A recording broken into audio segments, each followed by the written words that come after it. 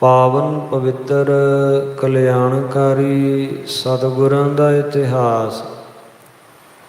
ਗੁਰੂ ਜਸ ਸਰਵਣ ਕਰ ਲਾਹ ਪ੍ਰਾਪਤ ਕਰਨਾ ਕਰੀਏ ਜੀ। ਸੋ ਕੱਲ ਦੇ ਦੀਵਾਨਾਂ ਅੰਦਰ ਆਪ ਗੁਰਸਿੱਖ ਸੰਗਤਾਂ ਪ੍ਰਸੰਗ ਸਰਵਣ ਕਰ ਚੁੱਕੇ ਹੋ ਕਿ ਧੰਨ ਸਤਿਗੁਰੂ ਸ੍ਰੀ ਗੁਰੂ ਗੋਬਿੰਦ ਸਿੰਘ ਸਾਹਿਬ ਮਹਾਰਾਜ ਸਾਹਿਬ ਜੀ ਦੇ ਕੋਲ ਭੀਮ ਚੰਦ ਦਾ ਵਕੀਲ, ਭੀਮ ਚੰਦ ਦਾ ਭੇਜਿਆ ਹੋਇਆ ਸਤਿਗੁਰਾਂ ਦਾ ਪ੍ਰਸ਼ਾਦੀ ਹਾਥੀ ਲੈਣ ਵਾਸਤੇ ਆਇਆ। ਸਤਿਗੁਰਾਂ ਨੇ ਪ੍ਰਸ਼ਾਦੀ ਹਾਥੀ ਦੇਣੋਂ ਇਨਕਾਰ ਕਰਦਿਆਂ ਇਸ ਤਰ੍ਹਾਂ ਕਿਹਾ ਕਿ ਭਾਈ ਹੋਰ ਬਹੁਤ ਹਾਥੀ ਹਨ, ਜੇ ਭੀਮ ਚੰਦ ਨੂੰ ਅਧਿਕ ਅਵਿਸ਼ਕਤਾ ਹੈ ਤੇ ਗੁਰੂ ਘਰ ਵਿੱਚੋਂ ਹੋਰ ਹਾਥੀ ਉਹ ਮੰਗਵਾ ਸਕਦਾ, ਪਰ ਇਹ ਜਿਹੜਾ ਪ੍ਰਸ਼ਾਦੀ ਹਾਥੀ ਹੈ ਇਹ ਨਹੀਂ ਦੇਵਾਂਗੇ। ਵਕੀਲ ਵਾਪਸ ਮੁੜ ਆਇਆ। ਭੀਮ ਚੰਦ ਦੇ ਕੋਲ ਪਹੁੰਚ ਕੇ ਸਤਿਗੁਰਾਂ ਵੱਲੋਂ ਹਾਥੀ ਦੇਣ ਤੋਂ ਕੀਤਾ ਗਿਆ ਇਨਕਾਰ ਜਿਸ ਵੇਲੇ ਸੁਣਾਇਆ ਤੇ ਸੁਣ ਕੇ ਭੀਮ ਚੰਦ ਬੜਾ ਲੂਹਾ ਲਾਖਾ ਹੋ ਗਿਆ। ਕ੍ਰੋਧ ਵਿੱਚ ਈਰਖਾ ਦੀ ਅੱਗ ਦੇ ਵਿੱਚ ਸੜਦਾ ਤੇ ਹਉਮੈ ਦੀ ਅੱਗ ਦੇ ਵਿੱਚ ਭੁੱਜ ਰਿਹਾ ਹੈ ਤੇ ਆਪਣੇ ਨਿਕਟਵਰਤੀ ਮੰਤਰੀ ਗਣਾਂ ਨੂੰ ਲੈ ਕੇ ਤੇ ਖਾਸ ਵੱਖਰੀ ਸਭਾ ਲਾ ਕੇ ਉਹਦੇ ਵਿੱਚ ਬੜੇ ਕ੍ਰੋਧ ਅੰਦਰ ਬੋਲਦਾ ਕਿ ਮੇਰੀ ਭੂਮੀ ਦੇ ਵਿੱਚ ਰਹਿੰਦੇ ਹੋਣ ਤੇ ਮੇਰੇ ਹੀ ਕਹੇ ਹੋਏ ਬਚਨਾਂ ਨੂੰ, ਗੱਲ ਨੂੰ ਦੁਰਕਾਰ ਦੇਣ, ਇਨਕਾਰ ਦੇਣ। ਮੈਂ ਤੇ ਟੈਕਸ ਲੈਣ ਦੀ ਗੱਲ ਸੋਚ ਰਿਹਾ ਹਾਂ ਇਹਨਾਂ ਕੋਲੋਂ ਤੇ ਇਹ ਹਾਥੀ ਦੇਣੋਂ ਵੀ ਇਨਕਾਰ ਕਰੀ ਜਾ ਰਹੇ ਹਨ। ਸੋ ਮੈਨੂੰ ਇਹ ਹਾਥੀ ਚਾਹੀਦਾ, ਜਿਵੇਂ ਕਿਵੇਂ ਵੀ ਕਰਕੇ ਤੁਸੀਂ ਆਪਣੀ ਮਤ ਬੁੱਧੀ ਅਨੁਸਾਰ ਮੈਨੂੰ ਹਾਥੀ ਲਿਆ ਕੇ ਦਿਓ, ਅਨਿਆਥਾ ਮੈਂ ਆਪਣੀ ਸੈਨਾ ਨੂੰ ਉਤਸ਼ਾਹਿਤ ਕਰਕੇ ਤੇ ਕਲਗੀਆਂ ਵਾਲੇ ਸਤਿਗੁਰਾਂ ਦੇ ਉੱਪਰ ਚੜ੍ਹਾ ਕੇ ਲਿਜਾਵਾਂਗਾ। ਆਪਣੇ ਖਾਸ ਮੰਤਰੀ ਵਜ਼ੀਰਾਂ ਦੇ ਵਿੱਚ ਭੀਮ ਚੰਦ ਸਤਿਗੁਰਾਂ ਦੇ ਵਿਰੁੱਧ ਇਸ ਤਰ੍ਹਾਂ ਦੇ ਬੋਲ ਬੋਲਿਆ।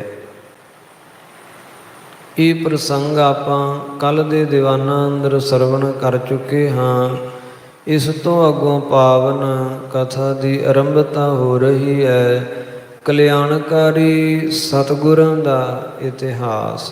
ਗੁਰੂ ਜਸ ਸਰਵਣ ਕਰ ਲਾਹ ਪ੍ਰਾਪਤ ਕਰਨਾ ਕਰੀਏ ਜੀ। ਸਤਨਾਮ ਸ੍ਰੀ ਵਾਹਿਗੁਰੂ ਸਾਹਿਬ ਜੀਓ। ਭੀਮ ਚੰਦ ਕੋ ਕਹਿਨ ਕੋਢਾਲਾ। ਭੀਮ ਚੰਦ ਦਾ ਸਤਿਗੁਰਾਂ ਦੇ ਵਿਰੁੱਧ ਇਸ ਤਰ੍ਹਾਂ ਖੋਟੇ ਢਾਲਾ ਨਾਮ ਖੋਟੇ ਢੰਗ ਨਾਲ ਜੋ ਕਹਿਣਾ ਹੈ, ਬਹੁਤ ਅਪਸ਼ਬਦ ਵਰਤਦਿਆਂ ਸਤਿਗੁਰਾਂ ਦੇ ਵਿਰੋਧ ਵਿੱਚ ਜਿਸ ਵੇਲੇ ਬੋਲਿਆ ਸੁਨਿਓ ਮੁਸਾਹਿਬ ਸਭ ਤਿਸ ਕਾਲਾ। ਭੀਮ ਚੰਦ ਦੇ ਜਿੰਨੇ ਵੀ ਮੁਸਾਹਿਬ ਹੈ, ਉਹਦੇ ਨਿਕਟ ਬੈਠੇ ਉਹਦੇ ਸੰਗੀ ਹੈ, ਉਹਦੀ ਸਭਾ ਸਾਧ ਹੈ, ਉਹਨਾਂ ਸਾਰਿਆਂ ਸੁਣਿਆ। ਰਾਜੇ ਤੀਰ ਵਜ਼ੀਰ ਸਤੀਰੰ। ਰਾਜੇ ਭੀਮ ਚੰਦ ਦੇ ਕੋਲ ਕੁਝ ਵਜ਼ੀਰ ਐਸੇ ਹੈ ਜੋ ਬੜੇ ਧੀਰਜਤਾ ਦੇ ਸੰਯੁਗਤ ਹੈ ਤੇ ਉਹਨਾਂ ਵਜ਼ੀਰਾਂ ਵਿੱਚੋਂ ਇੱਕ ਵੱਡੀ ਉਮਰ ਵਾਲਾ, ਬਜ਼ੁਰਗ ਉਮਰ ਵਾਲਾ, ਬੜਾ ਦਾਨਸ਼ਮੰਦ ਵਜ਼ੀਰ ਜਿਹੜਾ ਸੀ ਬੋਲਿਓ ਦੈਬੋ ਬੁੱਧ ਗਹੀਰੰ।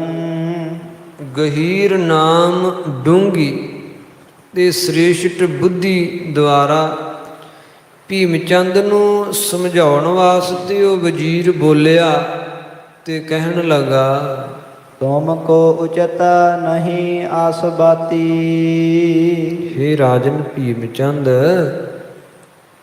ਜਿਹੜੀਆਂ ਤੁਸੀਂ ਗੱਲਾਂ ਕਰ ਰਹੇ ਹੋ ਇਹ ਤੁਹਾਨੂੰ ਉਚਿਤ ਨਹੀਂ, ਤੁਹਾਨੂੰ ਇਹ ਉਚਿਤ ਯੋਗ ਨਹੀਂ ਹੈ ਐਸੀਆਂ ਗੱਲਾਂ ਕਰਨੀਆਂ। ਗੁਰ ਸੰਗ ਬੈਰ ਕਰਨ ਬਖਿਆਤੀ। ਬਖਿਆਤ ਪ੍ਰਗਟ ਬਿਦਤ ਹੀ ਕਲਗੀਧਰ ਸਤਿਗੁਰਾਂ ਦੇ ਨਾਲ ਇਸ ਤਰ੍ਹਾਂ ਵੈਰ ਕਮਾਉਣਾ, ਇਸ ਤਰ੍ਹਾਂ ਵੈਰ ਪਾ ਲੈਣਾ, ਇਹ ਤੇ ਦਾਨਸ਼ਮੰਦਤਾ ਵਾਲੀ ਗੱਲ ਨਹੀਂ ਹੈ, ਇਹ ਕੋਈ ਸਮਝਦਾਰੀ ਵਾਲੀ ਗੱਲ ਨਹੀਂ ਹੈ। ਸ੍ਰੀ ਗੁਰੂ ਨਾਨਕ ਕੀ ਇਹ ਗਾਦੀ। ਇੱਕ ਤਾਂ ਇਹ ਜਿਹੜੀ ਗੱਦੀ ਹੈ, ਇਹ ਜਿਹੜਾ ਆਸਣ ਹੈ ਗੁਰਤਾ ਦਾ, ਇਹ ਧੰਨ ਗੁਰੂ ਸ੍ਰੀ ਗੁਰੂ ਨਾਨਕ ਦੇਵ ਮਹਾਰਾਜ ਸਾਹਿਬ ਜੀ ਦਾ ਆਸਣ ਹੈ। ਇਹ ਗੱਦੀ ਧੰਨ ਗੁਰੂ ਸ੍ਰੀ ਗੁਰੂ ਨਾਨਕ ਦੇਵ ਮਹਾਰਾਜ ਸਾਹਿਬ ਜੀ ਦੀ ਹੈ। ਨਿੰਦਾ ਖੇਦ ਲਹਿ ਬਨਬਾਦੀ। ਜਿਹੜਾ ਇਸ ਗੱਦੀ ਦੇ ਨਾਲ, ਇਸ ਆਸਣ ਦੇ ਨਾਲ ਅਰਥਾਤ ਗੁਰੂ ਨਾਨਕ ਦੇਵ ਜੀ ਦੇ ਘਰ ਦੇ ਨਾਲ ਵਾਦ ਕਰੇਗਾ, ਝਗੜਾ ਕਰੇਗਾ, ਉਹ ਇੱਕ ਤੇ ਨਿੰਦਾ ਖੱਟੇਗਾ, ਉਹਨੂੰ ਸੰਸਾਰ ਵਿੱਚ ਨਿੰਦਾ ਹੀ ਮਿਲੇਗੀ, ਸਾਰਾ ਸੰਸਾਰ ਉਸ ਦੀ ਨਿੰਦਾ ਕਰੇਗਾ। ਦਵਿਤੀਯ ਗੁਰੂ ਨਾਨਕ ਸਾਹਿਬ ਜੀ ਦਾ ਘਰ ਕਰਾਮਾਤ ਦਾ ਸਾਹਿਬ ਹੈ, ਮਾਲਕ ਹੈ। ਇਸ ਘਰ ਦੇ ਨਾਲ ਵੈਰ ਕਮਾਉਣ ਵਾਲਾ ਕਦੇ ਸੁਖੀ ਨਹੀਂ ਰਹਿ ਸਕਦਾ, ਉਹਨੂੰ ਸਿਵਾਏ ਦੁੱਖਾਂ ਤੋਂ ਹੋਰ ਕੁਝ ਨਹੀਂ ਮਿਲੇਗਾ। ਕਰਾਮਾਤ ਸਾਹਿਬ ਅਵਤਾਰਾ।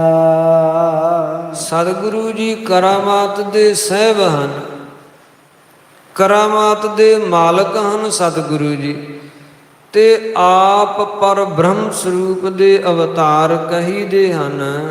ਜਿਨ ਆਗੈ ਨਮਰੀ ਜਗ ਸਾਰਾ।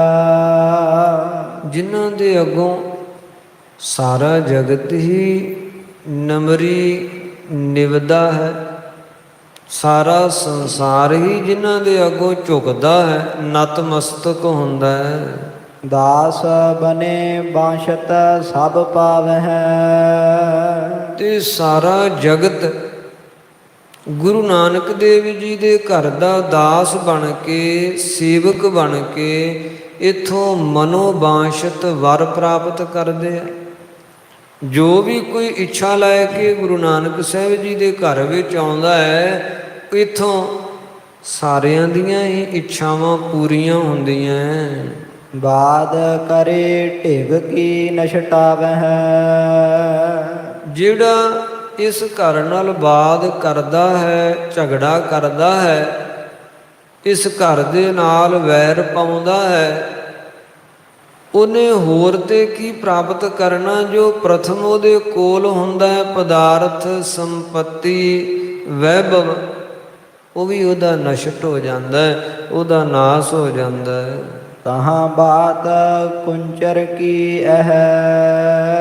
ਵਜ਼ੀਰ ਬੜਾ ਸਿਆਣਾ ਹੈ, ਭੀਮ ਚੰਦ ਨੂੰ ਸਮਝਾਉਣ ਦਾ ਯਤਨ ਕਰ ਰਿਹਾ ਹੈ। ਰਾਜਨ, ਇੱਕ ਕੁੰਚਰ ਦੀ, ਇੱਕ ਹਾਥੀ ਦੀ ਤੇ ਗੱਲ ਹੀ ਕੀ ਹੈ। ਇਸ ਬਿਨ ਅਟਕ ਕਾਜ ਕੋ ਰਹਿ। ਕਿਹੜਾ ਐਸਾ ਕਾਰਜ ਹੈ ਤੁਹਾਡਾ ਜਿਹੜਾ ਹਾਥੀ ਬਿਨਾ ਅਟਕਿਆ ਹੋਇਆ ਹੈ, ਰੁਕਿਆ ਹੋਇਆ ਹੈ? ਕਿ ਪ੍ਰਸ਼ਾਦੀ ਹਾਥੀ ਹੀ ਆਵੇਗਾ ਤੇ ਕਾਰਜ ਸਵਰੇਗਾ? ਅਜਿਹਾ ਤੇ ਕੋਈ ਕਾਰਜ ਰਾਜ ਦਾ ਤੁਹਾਡੇ ਦਾ ਅਟਕਿਆ ਨਹੀਂ ਹੈ, ਰੁਕਿਆ ਨਹੀਂ ਹੈ।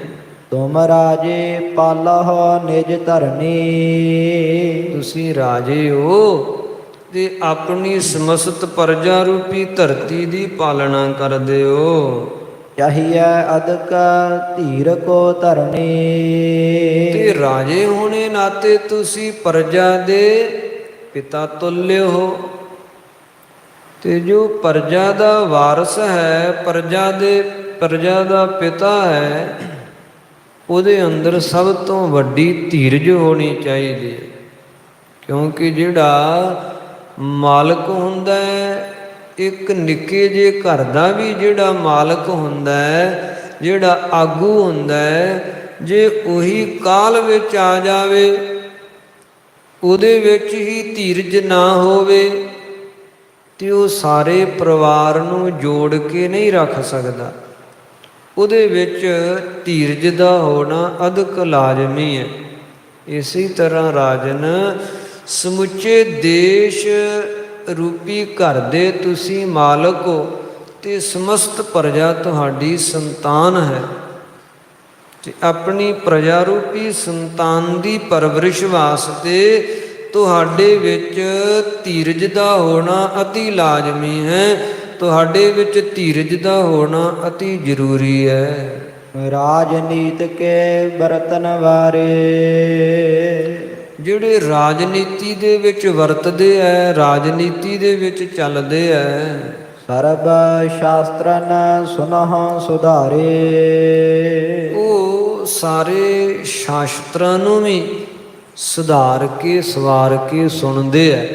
ਸੋ ਰਾਜਨ ਭੀਮ ਚੰਦ, ਤੁਸੀਂ ਰਾਜੇ ਹੋ, ਤੁਹਾਨੂੰ ਰਾਜਨੀਤੀ ਦੇ ਨਾਲ ਚੱਲਣਾ ਚਾਹੀਦਾ ਹੈ, ਤੇ ਸਾਰੇ ਸ਼ਾਸਤਰਾਂ ਦਾ ਵੀ ਅਧਿਐਨ ਕਰਨਾ ਚਾਹੀਦਾ ਹੈ, ਜਿੰਨੇ ਵੀ ਸ਼ਾਸਤਰ ਹਨ ਧਰਮ ਦੇ।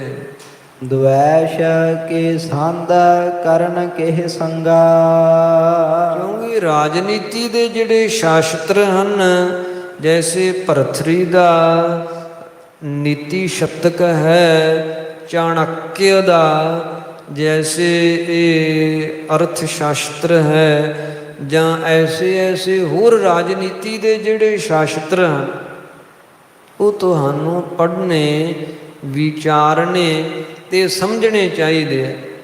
ਉਹਨਾਂ ਵਿੱਚ ਬਹੁਤ ਸਪਸ਼ਟ ਤੇ ਸੁਚੱਜੇ ਢੰਗ ਦੇ ਨਾਲ ਰਾਜਨੀਤੀ ਦੀਆਂ ਗੱਲਾਂ ਸਮਝਾਈਆਂ ਗਈਆਂ ਹਨ ਕਿ ਕਿਹਦੇ ਨਾਲ ਮੈਤਰੀ ਭਾਵ ਰੱਖਣਾ ਚਾਹੀਦਾ ਹੈ ਤੇ ਕਿਹਦੇ ਨਾਲ ਸ਼ਤਰੁਤਾ ਰੱਖਣੀ ਚਾਹੀਦੀ ਹੈ, ਕਿਹਦੇ ਨਾਲ ਵੈਰ ਨਹੀਂ ਪਾਉਣਾ ਚਾਹੀਦਾ।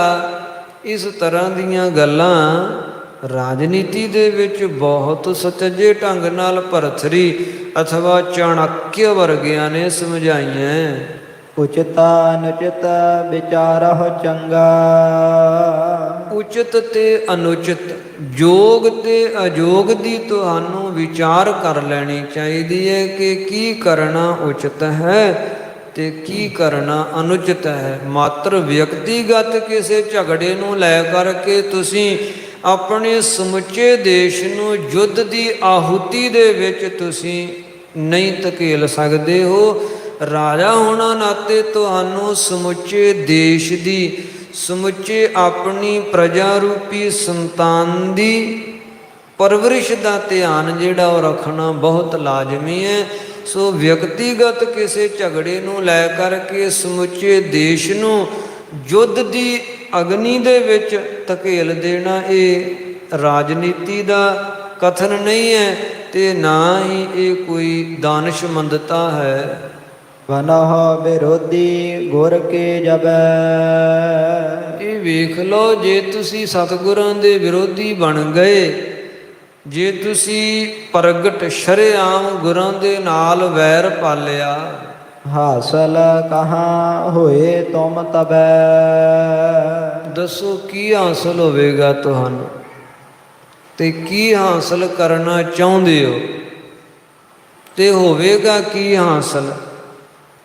ਸਤਿਗੁਰੂ ਜੀ ਦੇ ਕੋਲ ਕੀ ਕੋਈ ਦੇਸ਼ ਦੀ ਅਵਨੀ ਦਾ ਰਾਜ ਜੋ ਤੁਸੀਂ ਉਹਨਾਂ ਦੀਆਂ ਸੀਮਾਵਾਂ ਦਾ ਅਤੀਕ੍ਰਮਣ ਕਰ ਲਵੋਗੇ?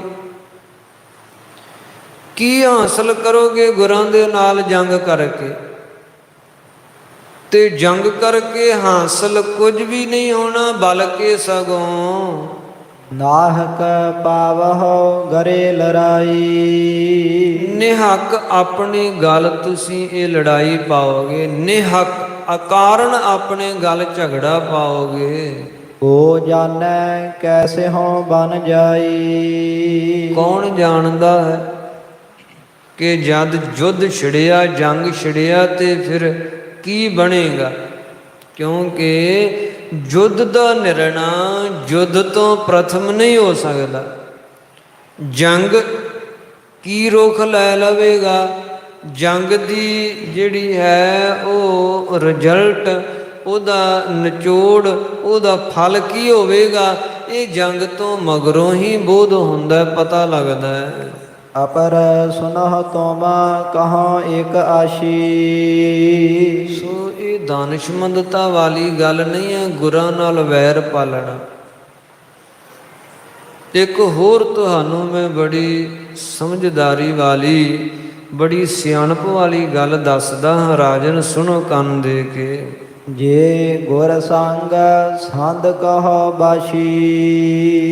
ਜੇ ਸਤਿਗੁਰਾਂ ਦੇ ਨਾਲ ਤੁਸੀਂ ਸੰਧ ਰੱਖੋਗੇ, ਇੱਛਾ ਕਰਕੇ ਗੁਰਾਂ ਨਾਲ ਮੇਲ ਮਿਲਾਪ ਰੱਖੋਗੇ, ਗੁਰਾਂ ਨਾਲ ਮਿਲ ਵਰਤ ਕੇ ਰਹੋਗੇ। ਆਏ ਗਰੇਸ਼ਵਰ ਜੀ ਮਹਿਪਾਲਾ। ਜਿੰਨੇ ਵੀ ਗ੍ਰੇਸ਼ਵਰ ਮਹਿਪਾਲ ਹਨ, ਜਿੰਨੇ ਵੀ ਪਹਾੜੀ ਰਾਜੇ ਹਨ, ਤੁਮ ਪਰ ਸਕਹਿ ਨਾ ਬਾਲਕੋ ਘਾਲਾ। ਸਤਿਗੁਰਾਂ ਨਾਲ ਮੈਤਰੀ ਦਾ ਇਹ ਲਾਭ ਤੁਹਾਨੂੰ ਪ੍ਰਗਟ ਹੀ ਪ੍ਰਾਪਤ ਹੋਵੇਗਾ ਕਿ ਜਿੰਨੇ ਪਹਾੜੀ ਰਾਜੇ ਆ ਉਹ ਤੁਹਾਡੇ ਉੱਤੇ ਕੋਈ ਬਲ ਨਹੀਂ ਕਰ ਸਕਣਗੇ। ਪਹਾੜੀ ਰਾਜੇ ਤੁਹਾਡੇ ਤਥਾ ਤੁਹਾਡੇ ਰਾਜ੍य ਉੱਤੇ ਕੋਈ ਬੁਰੀ ਦ੍ਰਿਸ਼ਟੀ ਨਹੀਂ ਪਾ ਸਕੇਗਾ। ਕਲਗੀ ਧਰ ਕਉ ਰਹਿ ਦਬਾਉ। ਕਿਉਂਕਿ ਕਲਗੀਧਰ ਪਾਤਸ਼ਾਹ ਸਤਿਗੁਰਾਂ ਦਾ ਦਬਾਅ ਬਣਿਆ ਰਹੇਗਾ। ਅਨਿਯ ਸਮਸਤ ਰਾਜਿਆਂ ਨੂੰ ਇਸ ਗੱਲ ਦੀ ਗਿਆਤ ਹੋਵੇਗੀ, ਜੇ ਭੀਮ ਚੰਦ ਨਾਲ ਅਸੀਂ ਕਿਸੇ ਪ੍ਰਕਾਰ ਦੀ ਕੋਈ 19 ਕੀਤੀ ਤੇ ਭੀਮ ਚੰਦ ਦੀ ਸਹਾਇਤਾ ਵਿੱਚ, ਮਦਦ ਵਿੱਚ ਕਲਗੀਆਂ ਵਾਲੇ ਖੜੇ ਹਨ। ਉਹ ਖੜੇ ਹੈ ਜਿਨ੍ਹਾਂ ਦੇ ਪਿਤਾਮਹ ਨੇ ਸੈਂਟਰ ਨਾਲ, ਮੁਗਲਾਂ ਨਾਲ ਟੱਕਰ ਲੈ ਕੇ ਵੀ ਮੁਗਲਾਂ ਨੂੰ ਹਰ ਜੰਗ ਦੇ ਵਿੱਚ ਸ਼ਿਕਸਤ ਪਹੁੰਚਾਈ। ਉਹਨਾਂ ਦੇ ਪੋਤਰੇ ਕਲਗੀਧਰ ਪਾਤਸ਼ਾਹ ਭੀਮ ਚੰਦ ਦੇ ਸਹਾਇਕ ਹਨ। ਅਸੀਂ ਕਿਸੇ ਪ੍ਰਕਾਰ ਦੀ ਕੋਈ ਭੀਮ ਚੰਦ ਦੇ ਨਾਲ ਵੱਧ ਘਟ ਕੀਤੀ ਜਾਂ ਕੋਈ ਭੀਮ ਚੰਦ ਦੀ ਵਿਰੋਧਤਾ ਕਰਨ ਦੀ ਚੇਸ਼ਟਾ ਕੀਤੀ ਤੇ ਉਹਦਾ ਹਰਜਾਨਾ ਕੇਵਲ ਸਾਨੂੰ ਹੀ ਨਹੀਂ, ਸਾਡੇ ਸਮੁੱਚੇ ਦੇਸ਼, ਸਾਡੀ ਸਮੁੱਚੀ ਪ੍ਰਜਾ ਨੂੰ ਝੱਲਣਾ ਪੈ ਸਕਦਾ ਹੈ। ਇਹ ਗੱਲਾਂ ਸਾਰਿਆਂ ਦੀ ਸੁਰਤ ਤਥਾ ਬੁੱਧੀ ਦੇ ਵਿੱਚ ਘੁੰਮਣਗੀਆਂ ਤੇ ਕੋਈ ਵੀ ਤੁਹਾਡੀ ਵਿਰੋਧਤਾ ਕਰਨ ਦਾ ਸਾਹਸ ਨਹੀਂ ਕਰ ਸਕੇਗਾ ਜੇ ਕਲਗੀਆਂ ਵਾਲੇ ਸਤਿਗੁਰਾਂ ਨਾਲ ਤੁਸੀਂ ਮੇਲ ਮਿਲਾਪ ਰੱਖੋ। ਕਿਉਂਕਿ ਵਿਰੋਧ ਕਰਕੇ ਹਾਸਲ ਕੁਝ ਨਹੀਂ ਹੋਣਾ। ਸਤਿਗੁਰਾਂ ਨਾਲ ਵਿਰੋਧ ਕਰਕੇ ਤੁਹਾਨੂੰ ਲੱਭਣਾ ਕੁਝ ਨਹੀਂ ਹੈ, ਸਗੋਂ ਗਵਾਚਣਾ ਹੀ ਹੈ। ਘਾਟਾ ਹੀ ਘਾਟਾ ਹੈ, ਵਿਰੋਧ ਵਿੱਚ ਲਾਭ ਨਹੀਂ, ਮਿਲਾਪ ਦੇ ਵਿੱਚ ਲਾਭ ਵੱਡੇ ਤੋਂ ਵੱਡਾ ਤੁਹਾਨੂੰ ਹੀ ਹੈ। ਦੇਸ਼ ਨਾ ਘਾਲ ਸਕੈ ਕੋ ਪਾਉ। ਸਤਿਗੁਰਾਂ ਨਾਲ ਮੈਤਰੀ ਦਾ ਇਹ ਲਾਭ ਤੁਹਾਨੂੰ ਹੋਵੇਗਾ। ਕੇਵਲ ਪਹਾੜੀ ਰਾਜੇ ਹੀ ਨਹੀਂ, ਇਥੋਂ ਤੱਕ ਕਿ ਸਲਤਨਤ ਮੁਗਲੀਆ ਵੀ ਤੁਹਾਡੇ ਰਾਜ්य ਵਿੱਚ ਬੁਰੀ ਦ੍ਰਿਸ਼ਟੀ ਨਾਲ ਪੈਰ ਨਹੀਂ ਪਾ ਸਕਣਗੇ। ਮੁਗਲ ਵੀ ਇਤ ਮਹਿ ਕਰਹੁ ਵਿਚਾਰ ਵਿਸਾਲਾ। ਇਹ ਵਿਚਾਰ ਆਪਣੇ ਚਿੱਤ ਵਿੱਚ ਕਰ ਲਓ ਰਾਜਨ। ਮੈਂ ਤੁਹਾਡੀ ਭਲੇ ਵਾਲੀ, ਹਿੱਤ ਵਾਲੀ ਗੱਲ ਤੁਹਾਨੂੰ ਕਹੀ ਹੈ। ਰਾਜਨੀਤ ਕੀ ਹੋਇ ਜਿਮ ਚਾਲਾ।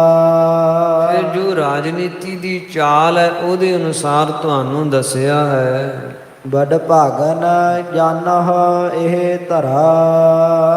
ਸਗੋਂ ਫਿਰ ਨਾਲ ਹੀ ਇਹ ਧਰਤੀ ਜਿਹੜੀ ਕਹਿਲੂਰ ਦੀ ਹੈ, ਇਹਨੂੰ ਤੇ ਤੁਸੀਂ ਵੱਡਿਆਂ ਭਾਗਾਂ ਵਾਲੀ ਕਰਕੇ ਜਾਣੋ।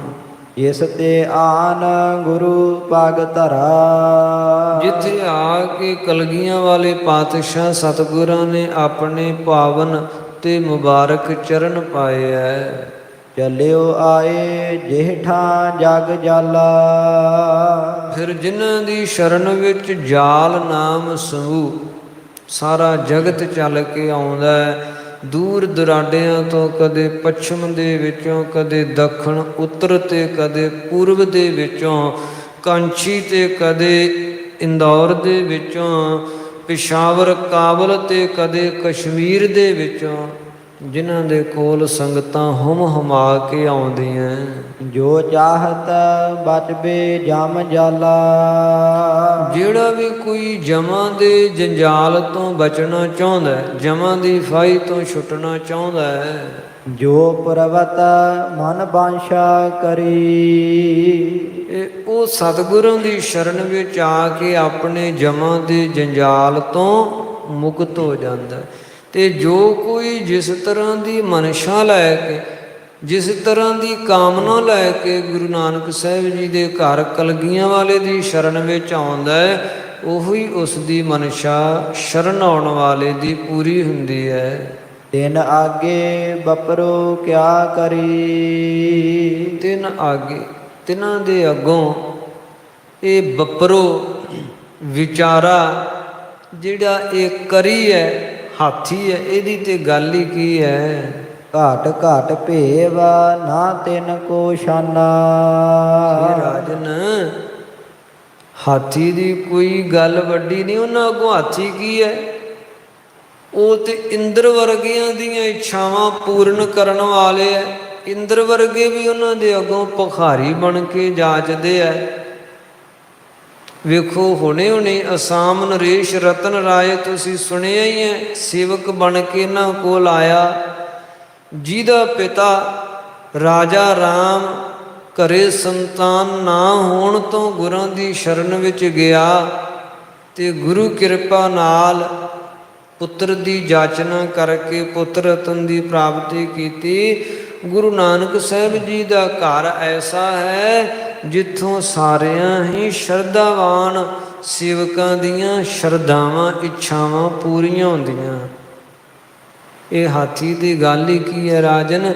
ਸਤਿਗੁਰਾਂ ਵਾਸਤੇ ਹਾਥੀ ਦੇ ਦੇਣਾ ਕੋਈ ਵੱਡੀ ਗੱਲ ਨਹੀਂ ਹੈ, ਪਰ ਸਤਿਗੁਰੂ ਜੀ ਘਟ ਘਟ ਦੀ ਜਾਣਨਹਾਰ ਹਨ। ਉਹ ਅੰਤਰਜਾਮੀ ਹੈ, ਉਹ ਅੰਦਰ ਦੀ ਹਾਲਤ, ਅੰਦਰ ਦੀ ਗਤ ਨੂੰ, ਅੰਦਰਲੀ ਅਵਸਥਾ ਨੂੰ ਸਮਝਦੇ ਹੈ। ਕਰਨ ਤੋਰ ਛਲ ਲੀਨ ਪਛਾਨਾ। ਜੋ ਰਾਜਨ ਤੋਂ ਛਲ ਕੀਤਾ ਹੈ ਸਤਿਗੁਰਾਂ ਦੇ ਨਾਲ, ਉਹ ਸਤਿਗੁਰਾਂ ਪਛਾਣ ਲਿਆ ਹੈ। ਸਤਿਗੁਰੂ ਜੀ ਤੇਰੇ ਛਲ ਨੂੰ ਜਾਣ ਗਏ ਹੈ। ਸਰਲ ਹਿਰਦੇ ਹੋਏ ਸੇਵਕ ਜਾਚੇ।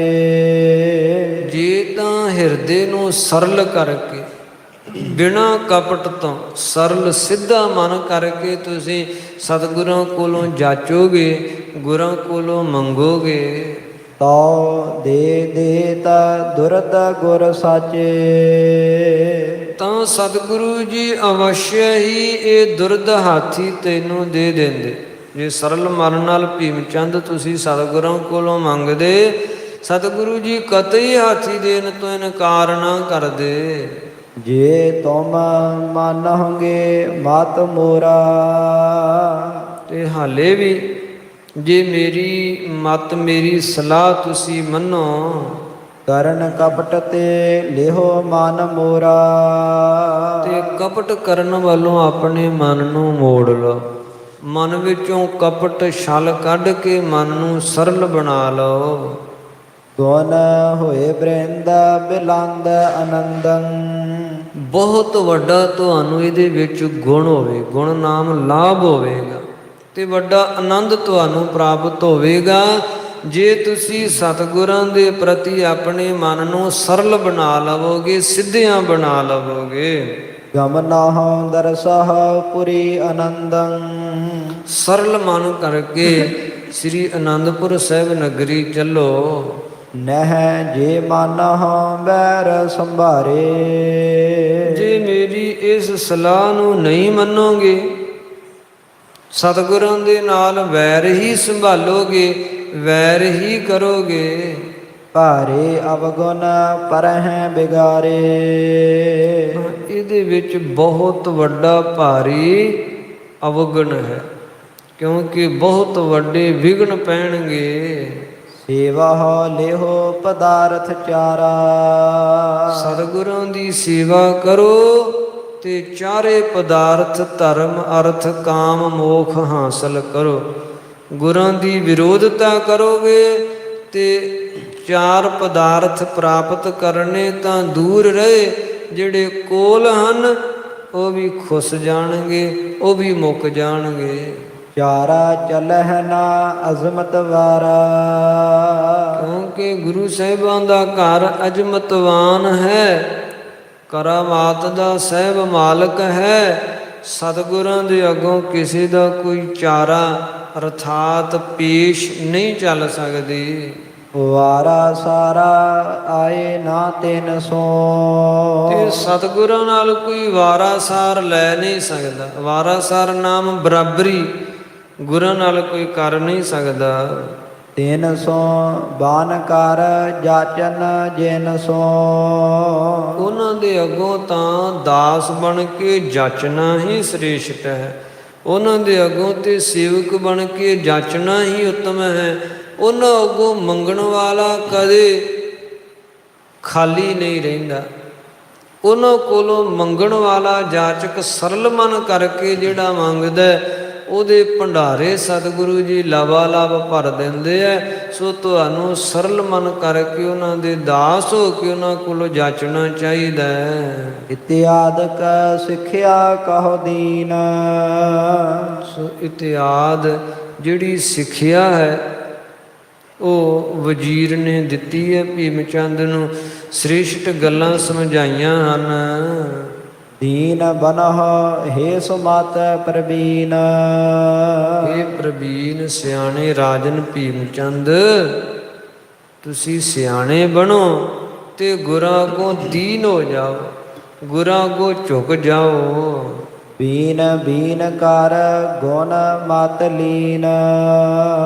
ਤੇ ਬੀਨ ਬੀਨ ਕੇ ਚੁਣ ਚੁਣ ਕੇ ਜਿਹੜੇ ਗੁਣ ਹਨ ਅਰਥਾਤ ਉੱਤਮ ਗੁਣ ਜਿਹੜੇ ਹੈ ਨਾ, ਉਹ ਆਪਣੀ ਮਤ ਵਿੱਚ ਧਾਰਨ ਕਰੋ। ਸ੍ਰੇਸ਼ਟਲੇ ਗੁਣ ਜਿਹੜੇ ਹੈ ਨਾ, ਗੁਣਾਂ ਵਾਲੀ ਮਤ ਪਰਖ ਪਰਖ ਕੇ ਲੈਣੀ ਚਾਹੀਦੀ ਹੈ। ਸੋ ਤੁਹਾਨੂੰ ਇਹ ਰਾਜਨੀਤੀ ਧਰਮ ਨੀਤੀ ਦੀਆਂ ਗੱਲਾਂ ਵਿਚਾਰਦਿਆਂ ਹੋਇਆਂ ਗੁਰਾਂ ਦੇ ਸੇਵਕ ਬਣਨਾ ਚਾਹੀਦਾ, ਨਾ ਕਿ ਗੁਰਾਂ ਦੇ ਨਾਲ ਸ਼ਤਰੁਤਾ ਕਮਾਉਣੀ ਚਾਹੀਦੀ ਹੈ। ਲੀਨ ਆਨੰਦ ਜੇ ਗੁਰ ਰਸ ਪੀਨ। ਜੇ ਗੁਰੂ ਦੇ ਚਰਨਾਂ ਕਵਲਾਂ ਦੇ ਪ੍ਰੇਮ ਰਸ ਵਿੱਚ ਭਿੱਜੋਗੇ ਤੇ ਲੋਕ ਤਥਾ ਪਰਲੋਕ ਦੇ ਘਣੇ ਆਨੰਦ ਨੂੰ ਤੁਸੀਂ ਹਾਸਲ ਕਰੋਗੇ। ਭੀਮ ਚੰਦ ਮਤ ਮੰਦ ਨਾ ਮਾਨੀ। ਭੀਮ ਚੰਦ ਜੋ ਬੜਾ ਮੰਦੀ ਬੁੱਧੀ ਵਾਲਾ ਹੈ, ਬਹੁਤ ਕਨਿਸ਼ਟ ਮਤ ਵਾਲਾ ਹੈ, ਇਸਨੇ ਵਜ਼ੀਰ ਦੀ ਕਹੀ ਹੋਈ ਇੱਕ ਵੀ ਗੱਲ ਨਾ ਮੰਨੀ। ਮਾਨੀ ਮਹਿਦ ਰਾਜ ਮਦ ਪਾਨੀ। ਜਿਸ ਨੂੰ ਆਪਣੇ ਰਾਜ ਦੇ ਮਦ ਅਹੰਕਾਰ ਦਾ ਜਿਹੜਾ ਮਦ ਨਸ਼ਾ ਹੈ ਉਹ ਚੜਿਆ ਹੋਇਆ। ਆਪਣੇ ਰਾਜ්य ਦੇ ਅਹੰਕਾਰ ਦੇ ਨਸ਼ੇ ਦਾ ਜਿਸ ਨੇ ਸੇਵਨ ਕੀਤਾ ਹੋਇਆ ਹੈ। ਪਾਨੀ ਬੂੰਦ ਚਿਕਨ ਘਟ ਸਾਨੀ। ਜਿਸ ਤਰ੍ਹਾਂ ਕਹਿੰਦੇ ਪਾਣੀ ਦੀ ਬੂੰਦ ਚਿਕਨਤਾਈ ਵਾਲੇ ਘਟ ਘੜੇ ਦੇ ਉੱਤੇ ਟਿਕਦੀ ਨਹੀਂ ਹੈ ਨਾ। ਜੋ ਮੱਖਣ ਵਾਲਾ ਚਿਕਨਤਾਈ ਵਾਲਾ ਘੜਾ ਹੁੰਦਾ ਹੈ, ਉਹਦੇ ਉੱਤੇ ਪਾਣੀ ਦੀ ਬੂੰਦ ਪਾਓ ਤੇ ਉਹ ਟਿਕਦੀ ਨਹੀਂ ਹੈ।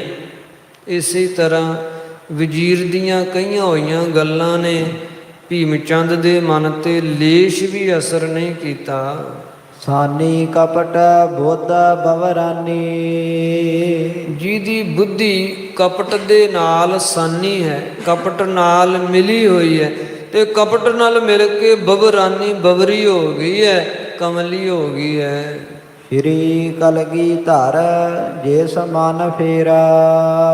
ਕਵੀ ਜੀ ਕਥਨ ਕਰਦੇ ਭਾਈ ਵੇਖੋ, ਜਿਹਦਾ ਮਨ ਸਵੈਮ ਆਪ ਕਲਗੀਧਰ ਪਾਤਸ਼ਾਹ ਨੇ ਫੇਰ ਦਿੱਤਾ ਹੋਵੇ, ਬਣਿਆ ਤੇ ਸਤਿਗੁਰਾਂ ਦਾ ਸੇਵਕ ਸ਼ਰਧਾਲੂ ਹੀ ਸੀ ਭੀਮ ਚੰਦ, ਪਰ ਜਦ ਸਤਿਗੁਰਾਂ ਨੇ ਮਾਇਆ ਵਰਤਾ ਦਿੱਤੀ ਹੋਵੇ, ਫੇਰਾ ਫਿਰਿਓ ਨਾ ਗੁਰ ਕੇ ਨੇਰਾ। ਉਹ ਵਜ਼ੀਰ ਦੇ ਫੇਰਿਆਂ ਮੋੜਿਆਂ ਵੀ ਗੁਰੂ ਦੇ ਨੇੜ ਵੱਲ ਨੂੰ ਫਿਰਿਆ ਨਹੀਂ ਹੈ। ਗੁਰੂ ਦੀ ਮਾਇਆ ਦਾ ਦੂਰ ਕੀਤਾ ਹੋਇਆ, ਗੁਰੂ ਦੀ ਮਾਇਆ ਨੇ ਭੀਮ ਚੰਦ ਨੂੰ ਐਸਾ ਭਰਮਾ ਲਿਆ ਹੈ। ਸਤਿਗੁਰਾਂ ਮਾਇਆ ਵਰਤਾ ਦਿੱਤੀ ਨਾ ਕਿ ਜੇ ਇਹੀ ਸਾਡਾ ਸੇਵਕ ਬਣ ਗਿਆ ਤੇ ਫਿਰ ਦੁਸ਼ਟਾਂ ਨੂੰ, ਜਿਨ੍ਹਾਂ ਦਾ ਅਸੀਂ ਵਿਨਾਸ਼ ਕਰਨ ਹੇਤੂ ਆਏ ਆ, ਉਹਨਾਂ ਨੂੰ ਇਕੱਠਿਆਂ ਕਰਕੇ ਕੌਣ ਲਿਆਵੇਗਾ। ਸੋ ਗੁਰੂ ਦੀ ਮਾਇਆ ਨੇ ਹੀ ਇਹਦੀ ਮੱਤ ਵਿਚਲਿਤ ਕਰ ਦਿੱਤੀ ਹੈ। ਤੇ ਜਿਹਨੂੰ ਗੁਰੂ ਆਪ ਭੁਲਾ ਦੇਵੇ, ਜਿਵੇਂ ਭਾਈ ਗੁਰਦਾਸ ਜੀ ਲਿਖਦੇ ਆ ਨਾ ਕਿ ਜੇ ਗੁਰ ਸਾਂਗ ਵਰਤਦਾ ਸਿੱਖ ਕਿਆ ਵਿਚਾਰਾ। ਜੇ ਗੁਰੂ ਹੀ ਸਿੱਖ ਨੂੰ ਭੁਲਾਉਣਾ ਚਾਹਵੇ ਤੇ ਭਾਈ ਫਿਰ ਸਿੱਖ ਦੀ ਵੀ ਕੀ ਮਜਾਲ ਹੈ ਕਿ ਭੁੱਲੇ ਨਾ। ਬਣਨਾ ਤੇ ਸਿੱਖ ਹੀ ਚਾਹੁੰਦਾ ਸੀ, ਸੇਵਕ ਹੀ ਚਾਹੁੰਦਾ ਸੀ ਭੀਮ ਚੰਦ, ਪਰ ਗੁਰਾਂ ਨੇ ਮਾਇਆ ਵਰਤਾ ਦਿੱਤੀ ਕਿ ਇਹ ਸਾਡਾ ਸੇਵਕ ਬਣਿਆ ਤੇ ਸਾਡੇ ਕਾਰਜ ਜਿਹੜੇ ਹੈ ਇਹਦੇ ਦੁਆਰਾ ਅਸੀਂ ਕਰਨੇ ਉਹ ਕਿਵੇਂ ਸਿੱਧ ਹੋਣਗੇ। ਸੋ ਸਤਿਗੁਰਾਂ ਦੀ ਐਸੀ ਮਾਇਆ ਵਰਤੀ ਹੈ। ਇਹ ਵਜ਼ੀਰ ਭੀਮ ਚੰਦ ਦਾ ਮਨ ਗੁਰਾਂ ਵੱਲ ਨੂੰ ਮੋੜਨਾ ਚਾਹੁੰਦਾ ਹੈ, ਪਰ ਨਾ ਗੁਰ ਕੇ ਨੇਰਾ, ਨਹੀਂ ਗਿਆ ਗੁਰੂ ਦੇ ਨੇੜੇ ਭੀਮ ਚੰਦ ਦਾ ਮਨ। ਚਾਹਤ ਉਤਰ ਦੇਤ ਵਜ਼ੀਰ। ਭੀਮ ਚੰਦ ਹੁਣ ਵਜ਼ੀਰ ਦੀਆਂ ਗੱਲਾਂ ਸੁਣ ਕੇ ਉਹਨੂੰ ਉੱਤਰ ਦੇਣਾ ਚਾਹੁੰਦਾ ਹੈ। ਜੀਰਨ ਬੈਸ ਜਾਨ ਬਿਨ ਧੀਰ। ਜੀਰਨ ਬੈਸ ਜਿਹਦੀ ਉਮਰ ਵਡੇਰੀ ਹੈ। ਵਜ਼ੀਰ ਦੀ ਉਮਰ ਜਿਹੜਾ ਸਮਝਾ ਰਿਹਾ ਨਾ ਬੜਾ ਸਿਆਣਾ ਵਡੇਰੀ ਉਮਰ ਵਾਲਾ ਹੈ। ਤੇ ਜੀਰਨ ਪ੍ਰਾਣੀ ਵੱਡੀ ਉਮਰ ਹੈ।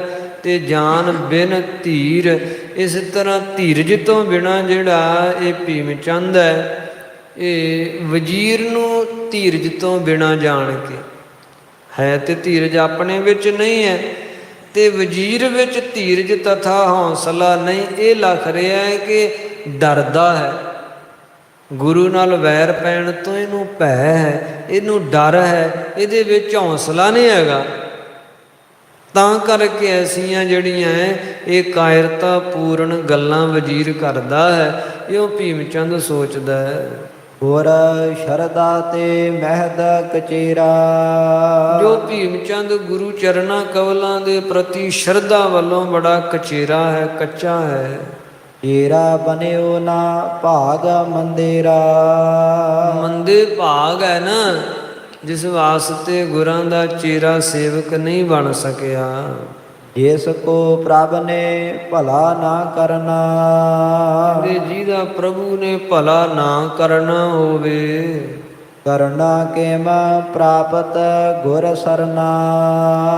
ਉਹਦੇ ਤੇ ਭਾਈ ਕਿਵੇਂ ਕਰਨਾ ਕਹੀਏ ਕਿਰਪਾ ਹੋ ਸਕਦੀ ਹੈ।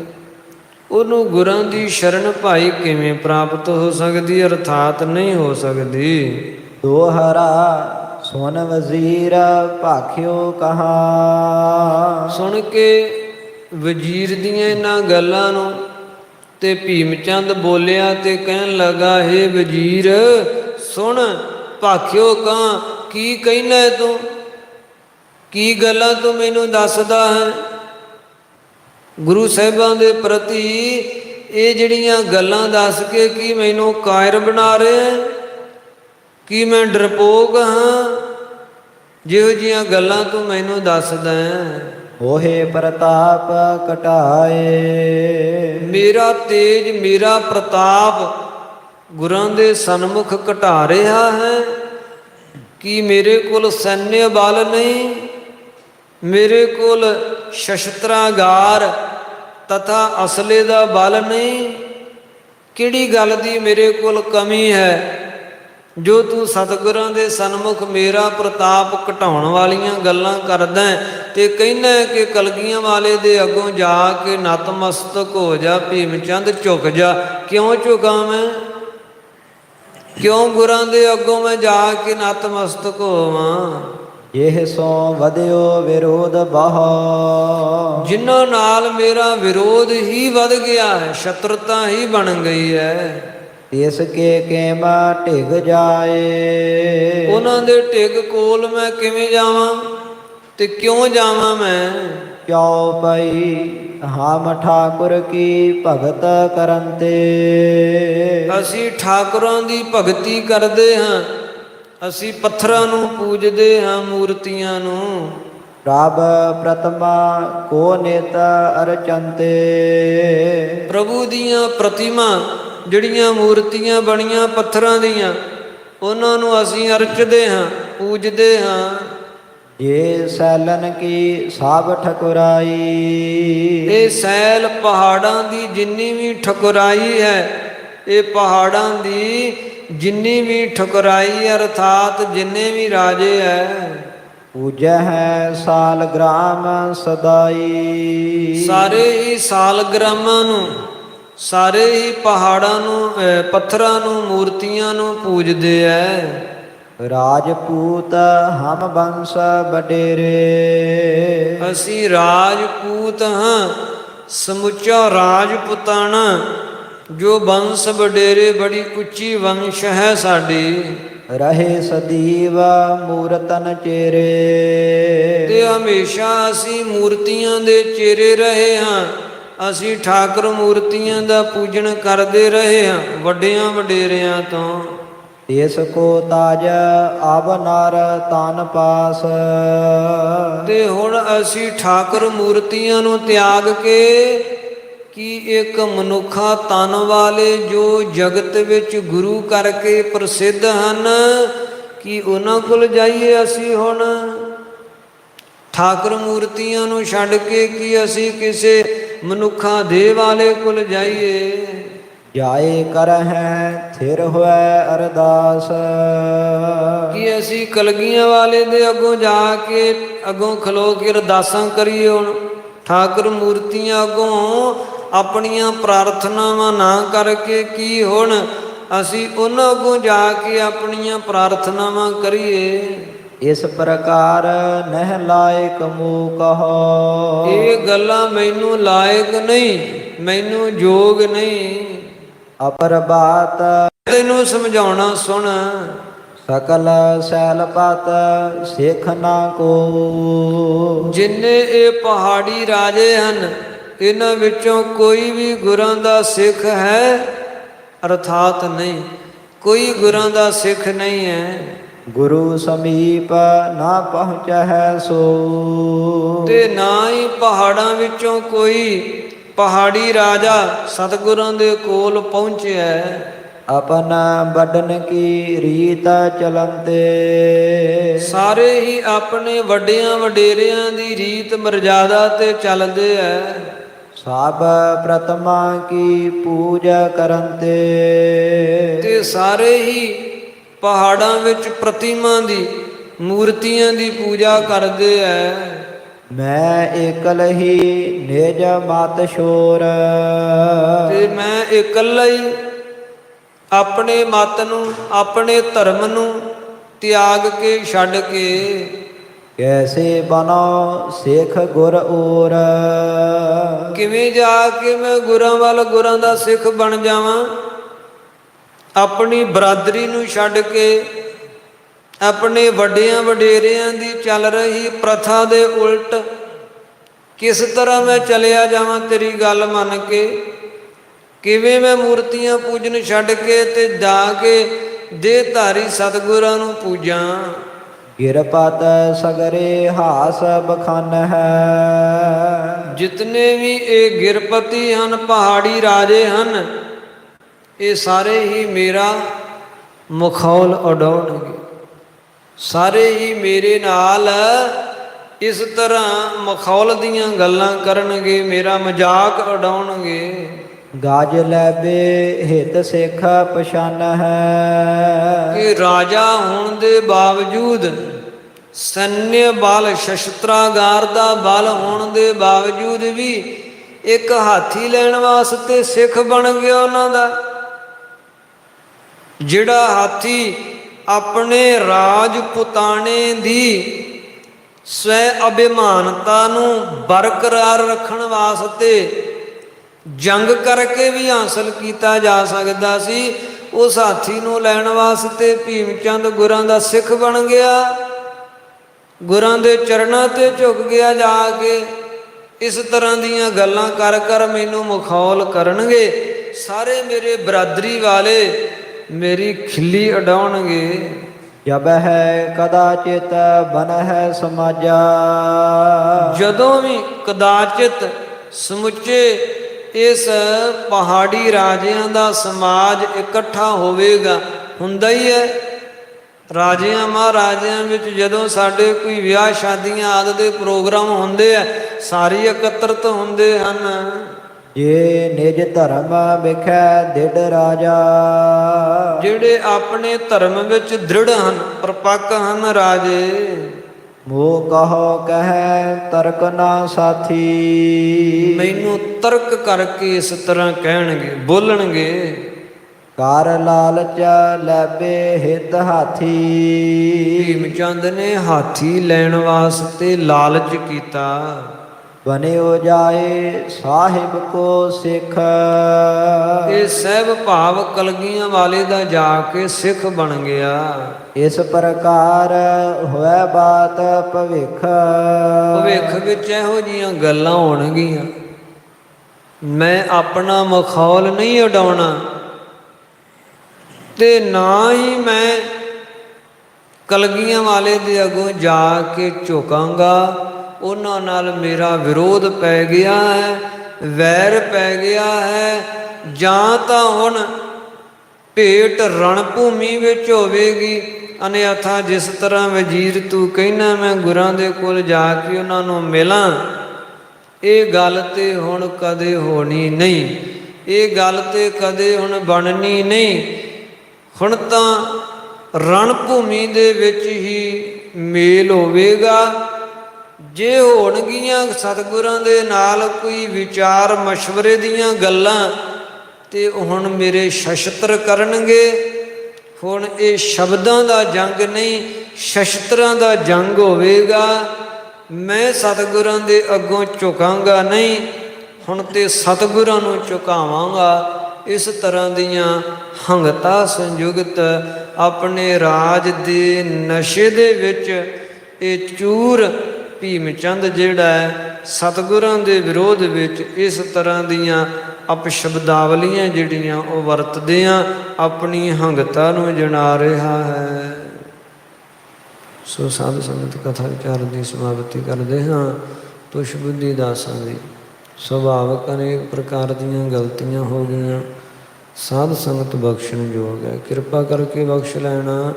ਧੰਨ ਗੁਰੂ ਸਤਿਗੁਰੂ ਸ੍ਰੀ ਗੁਰੂ ਗੋਬਿੰਦ ਸਿੰਘ ਸਾਹਿਬ ਜੀ ਸ੍ਰੇਸ਼ਟ ਮੱਤ ਦੇਣ ਵਾਲੇ ਹਨ। ਅੱਗੇ ਵਾਸਤੇ ਸੁਧ ਕਥਾ ਵਿਚਾਰ ਕਰਨ ਦੀ ਬੁੱਧੀ ਬਖਸ਼ਣ। ਸਭ ਹੀ ਸੰਗਤਾਂ ਦੇ ਲੋਕ ਸੁਖੀਏ ਪਰਲੋਕ ਸੁਹੇਲੇ ਕਰਨ। ਬਨਿਓ ਜਾਏ ਸਾਹਿਬ ਕੋ ਸਿੱਖ, ਇਸ ਪ੍ਰਕਾਰ ਹੋਇ ਬਾਤ ਭਵਿੱਖ। ਵਾਹਿਗੁਰੂ ਜੀ ਕਾ ਖਾਲਸਾ, ਵਾਹਿਗੁਰੂ ਜੀ ਕੀ ਫਤਿਹ।